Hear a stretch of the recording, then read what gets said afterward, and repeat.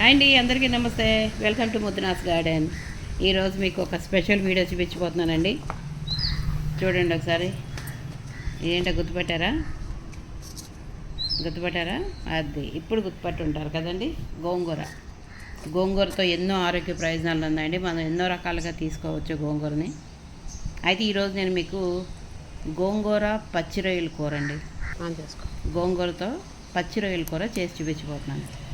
ఈరోజు మనం ఆర్గానిక్గా మనం గార్డెన్లో మనం పండించుకునే గోంగూరని కట్ చేస్తున్నామండి. చూడండి ఎంత హెల్తీగా మనం ఆర్గానిక్గా అన్నీ మనం చేసుకుంటున్నాము.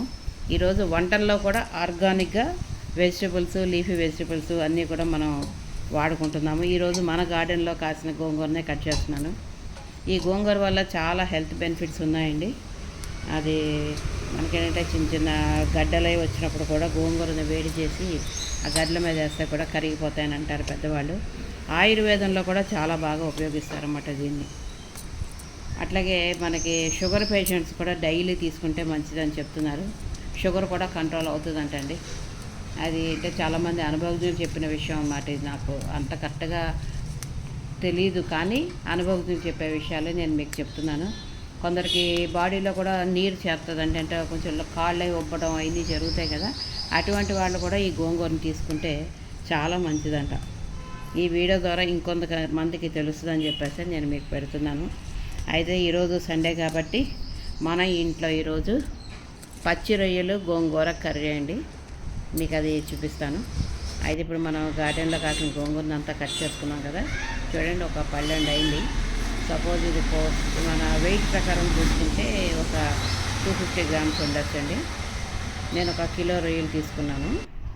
ఆ రొయ్యల్లోకి ఈ గోంగూరని తీసుకున్నాను అనమాట. ఇప్పుడు మనం కడిగి శుభ్రం చేసుకున్న గోంగూరని కొంచెం ఒక గిన్నెలో వేసి ఉడకబెట్టుకోవాలండి ముందుగాను బాగా అనమాట. అంటే అది మగ్గిపోయి దగ్గరికి గుజ్జులాగా అయిపోతుంది. చూడండి, కొంచెం సిమ్లో పెట్టి ఉడకబెట్టుకోవాలి, హై పెట్టద్దు. చూసారా, ఇదంతా 5 నిమిషాల్లో మీకు మగ్గిపోద్దండి. పెద్ద టైం టేకింగ్ కూడా ఉండదు. కానీ దీనివల్ల ఆరోగ్య ప్రయోజనాలు మనం గోంగూరను తీసుకోవడం వల్ల చాలా ఉన్నాయన్నమాట. మనం రకరకాలుగా తీసుకోవచ్చు.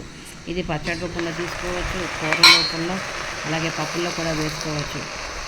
చాలా రకాలుగా మనం యూజ్ చేయొచ్చు దైనందిన జీవితంలో. ప్రతిరోజు నిత్యం గోంగూర తీసుకుంటే మంచిదని డాక్టర్లు కూడా చెప్తున్నారు. ఇదిగోండి చూడండి, ఆకుకూర ఎలా మగ్గిపోయి ఎంత అయిపోయిందో చూడండి. మనం తీసుకున్నప్పుడు ఎంత ఉందండి, ఇప్పుడు చూడండి ఎంత తక్కువగా మగ్గిపోయిందో లోపలికి.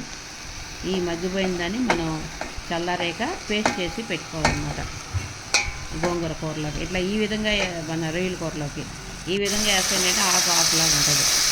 రొయ్యలు శుభ్రంగా కడిగి క్లీన్ చేసి పెట్టాను నేను. ఆయిల్లో ముందు ఫ్రై చేసుకున్నాను, ఎందుకంటే ఈ రొయ్యల్లో ఉన్న వాటర్ అంతా కూడా బయటికి పోవాలి. ఫస్ట్ బయటికి పోయాకే మనం కర్రీ కింద వాడుకోవాలి. చూడండి, ఆయిల్లో ఫ్రై చేస్తాను. దాంట్లో ఉన్న నీరంతా కూడా బయటకు వచ్చేసి చూడండి. నేను పోసిన ఆయిల్ కొంచెమే అయినా కానీ దీంట్లో ఉండే వాటర్ అనమాట. రొయ్యల్లో చాలా వాటర్ ఉంటుందండి. ముందు దాంట్లో ఉన్న వాటర్ అంతా మనం బయటకు తప్పించేయాలి. చూడండి, ఆవిరైపోతుంది. చూడండి, ఆయిల్ వాటర్ రెండు మిక్స్ అయ్యి చూడండి ఎంత ఇదో. నేను వాటర్ పోసినట్టుగానే చూపిస్తుంది అనమాట. చాలా ఈజీ ప్రాసెస్ అండి ఈ కూర. మన నాన్ వెజ్ ప్రియులకి రొయ్యలు గోంగూర కర్రీ అంటే ఆహా, ఇంకా నెక్స్ట్ లెవెల్ అనమాట. ఇష్టపడిన వాళ్ళు ఎవ్వరూ కూడా ఉండరు. ఒకసారి మీరు కూడా ట్రై చేయండి. ఈరోజు సండే కాబట్టి నేను ఈరోజు చేయడం జరుగుతుంది. సండే అనగానే అందరికీ నాన్ వెజ్ వాళ్ళకి ఇష్టం కదా. ఇదండి కొంచెం అల్లం వెల్లుల్లి పేస్ట్ వేసాను. ఈ అల్లం వెల్లుల్లి పేస్ట్ ఎక్కువ వేయకూడదండి, కొంచెం వేయాలన్నమాట. ఏంటంటే నేను కిలో రొయ్యలు తీసుకున్నాం, కానీ ఈ అల్లం వెల్లుల్లి పేస్ట్ ఎక్కువ వేసామనుకోండి మన ఈ గోంగూరని డామినేట్ చేస్తుంది. అందువల్ల ఎక్కువ వేయకూడదు, ఏదో కొంచెం 1 స్పూన్ వేయాలంతే. అంటే రొయ్యలు ఎక్కువ ఉన్నాయి కదా, ఎక్కువ వేద్దామని ఇప్పుడు కూడా అనుకోవద్దండి, టేస్ట్ మారిపోతుంది అనమాట. అందువల్ల నేను కొంచెం 1 స్పూన్ వేయటం జరిగింది. చూడండి, రొయ్యలన్నీ ఆయిల్ బయటకు వచ్చేసింది. చూడండి, వాటర్ పోయి చూసారా, కనిపిస్తుందో ఆయిల్ పైకి ఎలా కనబడుతుందో. దాంట్లోనే కొంచెం కారం వేసుకోవాలి, కొంచెం పసుపు కారం, తర్వాత 1 స్పూను ధనియాల పొడి అండి, 1 స్పూను జీలకర్ర పొడి, 1 స్పూను గరం మసాలా. ఈ గరం మసాలా కూడా అండి ఎక్కువ వేయకూడదు అన్నమాట. ఎక్కువ వేసామంటే కూర ఫ్లేవరే మారిపోతుంది. ఈ గోంగూరని మెయిన్ మనం చేసేది ఈరోజు పచ్చి రొయ్యలు గోంగూర కూర మొలని, దాన్ని డామినేట్ చేయకూడదు అన్నమాట ఈ మసాలాలన్నీ. ఏదో నామినల్గా వేయాలి తప్ప ఎక్కువగా డామినేట్ చేయకూడదు. డామినేట్ చేస్తే టేస్ట్ మారిపోతుంది. చూసారా మంచి స్మెల్ వస్తుందండి. ఎప్పుడెప్పుడు అవుతుందా తిందామా అని రెడీగా ఉన్నాం. మీకు కూడా నోరు ఊరుతుందా? చూడండి అసలు ఎంత క్యూట్గా ఉన్నాయో చూడండి. ఈ మురుచుకుపోయే రొయ్యలు. నాకు కొంచెం కారం తగ్గింది అనిపించింది అనమాట, అందుకని ఇంకో స్పూన్ వేయడం జరిగింది.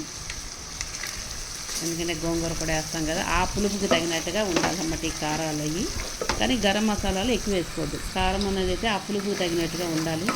ఉప్పు ఇవన్నీ కూడా ఎన్ని జనరల్ తింటానండి, అందుకే మీకు కొన్ని నేను స్కిప్ చేస్తున్నాను అనమాట. అంతా తెలిసిన ప్రాసెస్ కదా. ఈ రొయ్యలు కూడా మీకు అందరికీ తెలిసిందే కాబట్టి ఎలా బాగు చేయాలంటే అన్నది స్కిప్ చేశాను. ఎందుకంటే ఇందాక ఉడకబెట్టిన గోంగూరని మిక్సీ వేసాను అనమాట. చూడండి చక్కగా పేస్ట్ లాగా అయిపోయింది గోంగూర పేస్ట్. ఈ పేస్ట్ని ఇప్పుడు మనం కర్రీలో వేసుకోవాలి. రొయ్యల కర్రీలో చూడండి ఎర్రగా మంచి స్పైసీ కలర్లో ఉన్నది రొయ్యలు. దీంట్లో చక్కగా గ్రీన్ కలర్లో గోంగూర చూడండి ఎంత ఎమ్మిగా కనబడుతుందో. కొంచెం ఆ జార్ని కూడా కడిగి నీళ్ళు పోసేసుకోవాలన్నమాట.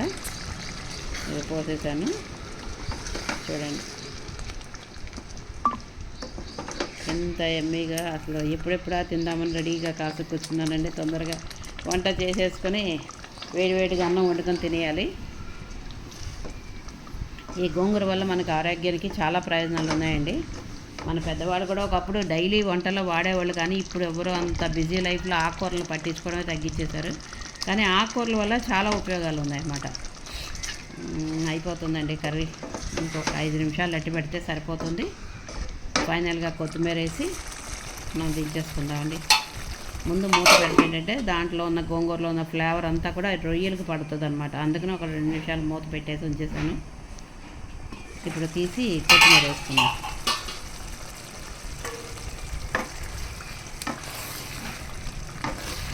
చూడండి అసలు ఎంత బాగుందంటే అసలు చూస్తుంటేనే ఎప్పుడు అన్నం వండుకోవాలి ఎప్పుడు తినేయాలన్నంతగా ఉందండి. రైస్ కూడా పెట్టేసి అనుకోండి, అయిపోయింది రైస్.